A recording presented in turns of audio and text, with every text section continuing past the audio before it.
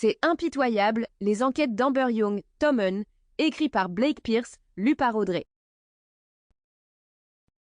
Chapitre 1. Kimi s'échappa discrètement de la soirée avec Marcus. Elle espéra qu'on ne les ait pas remarqués, tout en souhaitant à la fois que quelqu'un les ait aperçus. Elle n'avait aucune envie qu'on la traite de salope à l'école, mais d'un autre côté, Marcus était le quarterback malaise de l'équipe, et si les gens apprenaient qu'ils s'étaient embrassés, sa propre réputation grimperait sûrement en flèche. C'était une chouette fête. Les parents de Hannah Martin étaient beaux partis à Aspen pour le week-end, et elle leur avait solennellement promis qu'il n'y aurait ni musique forte, ni alcool pendant leur absence. Mais c'était bien sûr les deux ingrédients clés de la soirée. Des couples se formaient dans tous les coins de la maison, et Kimi et Marcus avaient donc préféré sortir à la recherche d'un endroit plus tranquille. Cela ne s'avéra pas très difficile. La maison donnait sur un terrain vague, où avait dû jadis se trouver une usine. Le genre d'endroit que le père de Kimi aurait sans doute acheté en un clin d'œil, puis recouvert de pavillons s'il l'avait vu.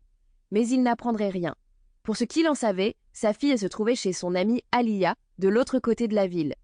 Je ne sais pas, Marcus, c'est un peu flippant.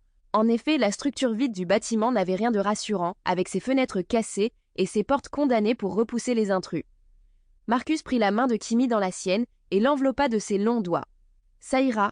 Puisque l'endroit fait peur, ça veut juste dire que personne ne nous y suivra. On aura tout le temps qu'on voudra.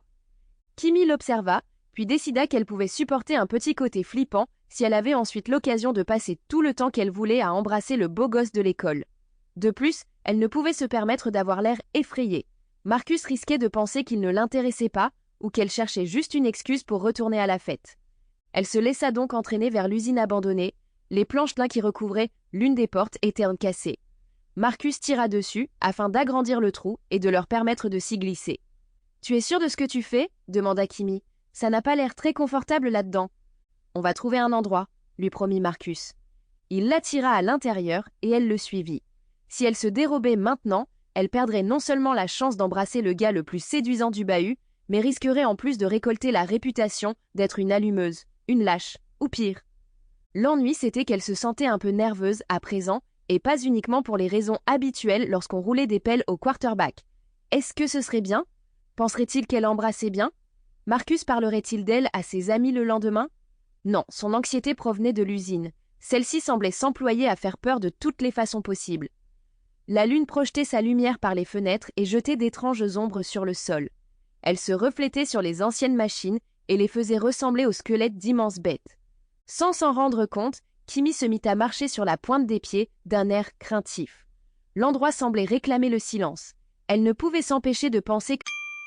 Sample complete. Ready to continue?